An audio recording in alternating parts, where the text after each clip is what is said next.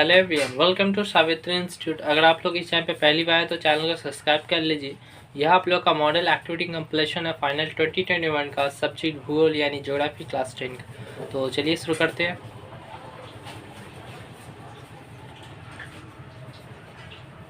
पहला number question है, दिए गए विकल्पों में से सही उत्तर चुनें। ठीक है, तो पहला नंबर प्रश्न है, क्षरण की प्रक्रिया द्वारा निर्मित भू आकृति है। ठीक है, तो इसका आंसर होगा सी नंबर, सक्कड़ी घाटी अथवा नदकनंद्रा। ओके,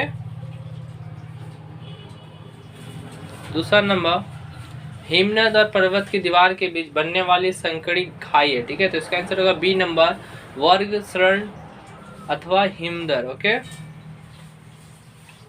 तीसरा नंबर, सही जोड़े चुने। ठीक है, तो इसका आंसर होगा बी नंबर, पंडुचेरी केंद्र शासित प्रदेश। Okay, B number.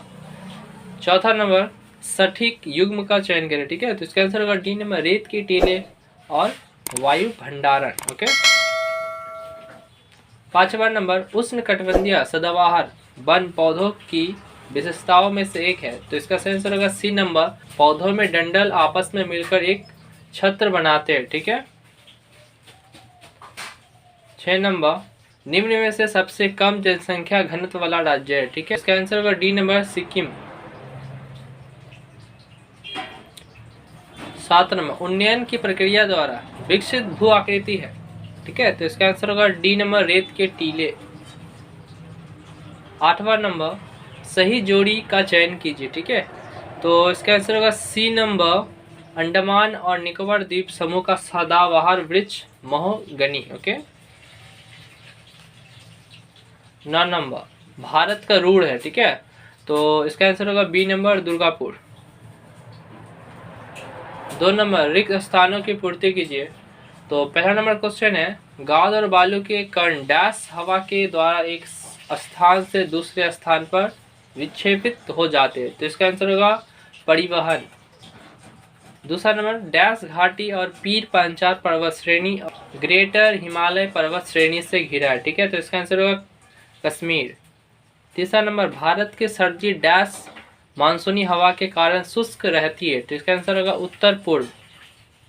तीसरा नंबर, यदि कथन सत्य है तो टी लिखे और यदि असत्य है तो एफ लिखे। ठीक है, तो पहला नंबर क्वेश्चन है, नदी के तल पर घर्षण से बने छिद्रों को जल गर्तिका कहा जाता है। ठीक है, तो इसका आंसर होगा सत्य। दूसरा नंबर क्वेश्चन, भारत के तटीय क्षेत्र में दिन के समय भूमि की हवा चलती है। ठीक है, तो इसका आंसर होगा असत्य। तीसरा नंबर, चाय की खेती के लिए गर्म और शुष्क मौसम अनुकूल है। तो इसका आंसर होगा असत्य। चौथा नंबर, कॉलम ए को कॉलम बी से सुमिलित कीजिए। ठीक है, तो इसका आंसर यहाँ पे आप लोग को दे दिया गया है, यहाँ से आप लोग देख लीजिएगा। अगर आप लोग अभी तक हमारे यूट्यूब चैनल को सब्सक्राइब नहीं किया तो सब्सक्राइब कर लीजिए और लाइक्स कर दीजिए। आगे बढ़ते हैं। 5वां नंबर, निम्नलिखित प्रश्न के उत्तर संक्षिप्त में दे। ठीक है, तो पहला नंबर क्वेश्चन है, तलहटी में जलोढ़ पंख क्यों बनता है। ठीक है, तो इसका आंसर लिखिएगा, यहाँ से लिखिएगा, नदी की निपेचन क्रिया द्वारा बनने वाली स्थल कृतियों में से एक जलोढ़ शंकु या जलोढ़ पंख है। यह तलहटी के पास निर्मित होता है। नदी जब मैदानी भाग में पहुंचती है तो ढाल में कमी आ जाती है। नदी पर्वतीय भाग में त्रिकोणाकार या पंखाकार का जमाव फैलाकर बिछाती है। छोटी नदियां एवं नाले शंकु की आकृति के तेज ढाल वाले त्रिकोणाकार जमाव करते हैं, इन्हें ही जलोढ़ शंकु कहते हैं। आगे, दूसरी ओर बड़ी नदियां पर्वतीय भाग में कंकर पत्थर और मोटे कण वाले जमाव पंखाकार स्वरूप में इकट्ठा करते हैं। घाटी की भीतरी भाग में मोटे कण जमा होते हैं। बंजरी बालू एवं मिट्टी के जमाव बाहर की ओर फैले हुए पंख की तरह बड़े त्रिकोण के रूप में होते हैं, इन्हें ही जलोढ़ पंख कहते हैं। इस तरह हम लोग देखते हैं कि मैदानी भाग में पहुंचते ही पहाड़ की तलहटी पर ही जलोढ़ पंख निर्माण होता है। ठीक है, तो इसका आंसर लिखिएगा यहाँ। और आप लोग जो फिगर देख रहे हैं इसे अवश्य बनाइएगा। आगे बढ़ते हैं। दूसरा नंबर, भारत की पश्चिमी की ओर बहने वाली नदियां डेल्टा नहीं बनाती, भौगोलिक कारण स्पष्ट करें। ठीक है, तो इसका आंसर लिखना शुरू कीजिएगा। यहाँ से हेडिंग दीजिएगा, पश्चिमी सेना के मुहाने में डेल्टा नहीं बनने के कारण। ठीक है, पॉइंट वाइज है। पहला नंबर पर लिखिएगा, नदियां लंबाई में छोटी होती है इसलिए पानी में तलछट कम होती है, ठीक है। दूसरा नंबर पॉइंट, नदियों में पानी का प्रवाह अधिक होने के कारण नदियों में गाद जमा नहीं की जा सकती। तीसरा नंबर पॉइंट, नदियों की सहायक नदियों की संख्या कम होने के कारण गाद प्रचुर मात्रा में नहीं होती। चौथा नंबर पॉइंट, मुहाने में इसकी खाड़ी ढलान के कारण तलछट जमा नहीं हो सकती। पांचवा नंबर पॉइंट, इन सबसे ऊपर अरब सागर और खपात की खाड़ी काफी गहरी है, इसलिए यह गाद के लिए प्रतिकूल है, ठीक है। तो इसका आंसर लिखिएगा यहाँ तक। तीसरा नंबर, हिम रेखा की ऊंचाई अक्षांश के साथ बदलती रहती है, भौगोलिक कारण स्पष्ट करें, ठीक है। तो इसका आंसर लिखिएगा यहाँ से, लिखिएगा वह काल्पनिक रेखा जिस पर बर्फ हमेशा जमा होती है लेकिन उसके ठीक नीचे जल में पिघल जाती है उसे हिम रेखा कहते हैं, ठीक है। उसके बाद हेडिंग दीजिएगा आगे, अक्षांशों के बीच हिम रेखा की ऊंचाई में अंतर के भौगोलिक कारण, ठीक है। देखिएगा जैसे जैसे तापमान बढ़ता है बर्फ की रेखा की ऊंचाई बढ़ती जाती है और जैसे जैसे तापमान घटता है ऊंचाई कम होती जाती है। पृथ्वी का अक्षांश जितना कम होगा वायु का तापमान उतना ही अधिक होगा और ऊपरी अक्षांशों का तापमान उतना ही कम होगा। परिणाम स्वरूप जैसे जैसे निचले अक्षांशों में हवा का तापमान अधिक होता है बर्फ की रेखा अधिक रहती है और जैसे जैसे उच्च अक्षांशों में हवा का तापमान घटता जाता है वैसे वैसे बर्फ की रेखा की ऊंचाई भी कम होती जाती है, ठीक है। तो इसका आंसर लिखेगा यहाँ तक।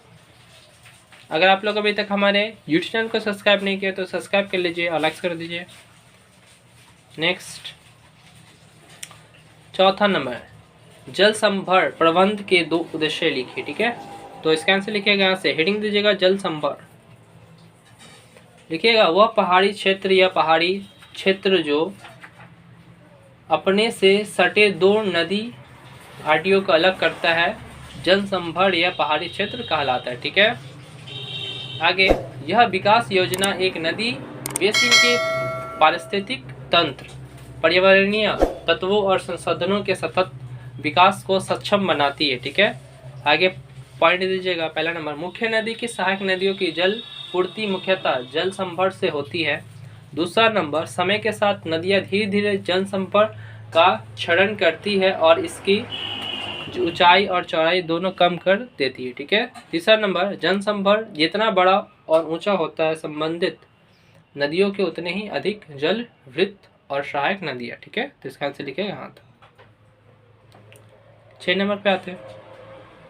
6 नंबर, निम्नलिखित प्रश्नों के उत्तर दीजिए, ठीक है। तो पहला नंबर क्वेश्चन है, सीढ़ीदार खेती, पट्टी कृषि और समोच्च जुताई द्वारा मिट्टी के कटाव को कैसे रोका जा सकता है, ठीक है। तो इसका आंसर यहाँ से लिखिएगा, ठीक है। थोड़ी ये बड़ा है तो पहला हेडिंग दीजिएगा वेदिकानुमा कृषि, ओके, यानी सीढ़ीदार खेती, ओके। दूसरा है कंटूर कृषि यानी पट्टी कृषि, ओके। यहाँ तक लिखिए पॉइंट का। तीसरा स्ट्रिप कार्पिंग यानी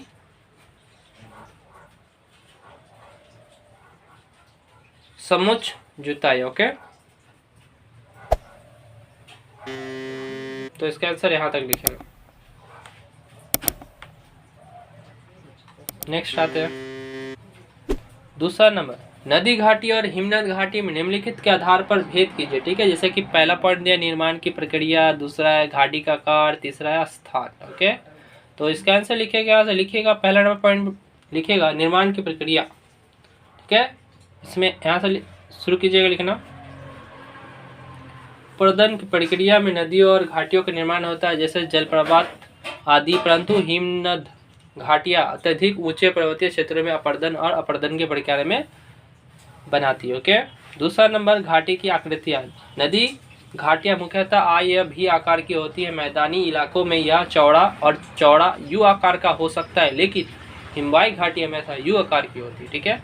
तीसरा नंबर था स्थान, नदी घाटियाँ ऊंची पहाड़ी क्षेत्रों में बनाती है जहां नदियां या धाराएं सक्रिय होती है, लेकिन ग्लेशियर घाटियाँ ऊंचे पहाड़ों के हमेशा बर्फीले क्षेत्रों में बनती है जहां ग्लेशियर भू आकृति बदलते हैं, ठीक है। इसका आंसर लिखिएगा यहाँ तक। अगर आप लोग अभी तक हमारे यूट्यूब चैनल को सब्सक्राइब नहीं किया तो सब्सक्राइब कर लीजिए और लाइक कर दीजिए। आगे बढ़ते हैं। तीसरा नंबर, हिमालय पर्वतमाला की जलवायु के लिए नियंत्रक कारक के रूप में किस प्रकार कार्य करती है। ठीक है, तो इसका आंसर शुरू कीजिएगा यहाँ से। ठीक है, उसका पॉइंट दीजिएगा। पहला पॉइंट है रॉकफॉल वर्षा, दूसरा पॉइंट है जलवायु की प्रकृति का निर्धारण। ओके, तीसरा ठंडा से बचाव, चौथा हिमपात, पांचवा मानसूनी हवाओं का नियंत्रण। ओके, तो इसका आंसर लिखिएगा यहाँ तक। सातवां नंबर आते हैं, निम्नलिखित प्रश्न के उत्तर दीजिए। ठीक है, तो क्वेश्चन है पहला नंबर, हिमनदों के निपेचन कार्य द्वारा निर्मित विभिन्न प्रकार के हिमोडों का रेखाचित्र सहित वर्णन कीजिए। ठीक है, तो आप लोग इसका आंसर लिखना शुरू कीजिएगा यहाँ से। पहले हेडिंग दीजिएगा हिमोड। ठीक है,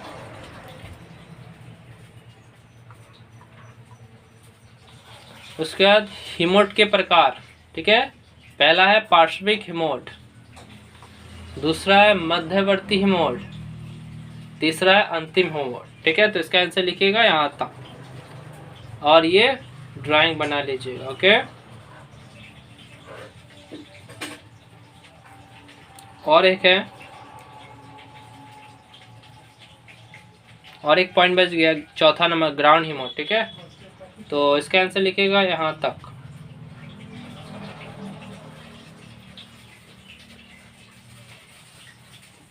दूसरा नंबर पर आते हैं, भारत के किस भाग में सर्वाधिक कॉफी का उत्पादन होता है? इस उद्यान फसल की खेती के लिए अनुकूल प्राकृतिक वातावरण का वर्णन कीजिए। ठीक है, तो इसका आंसर लिखना शुरू कीजिएगा यहाँ से।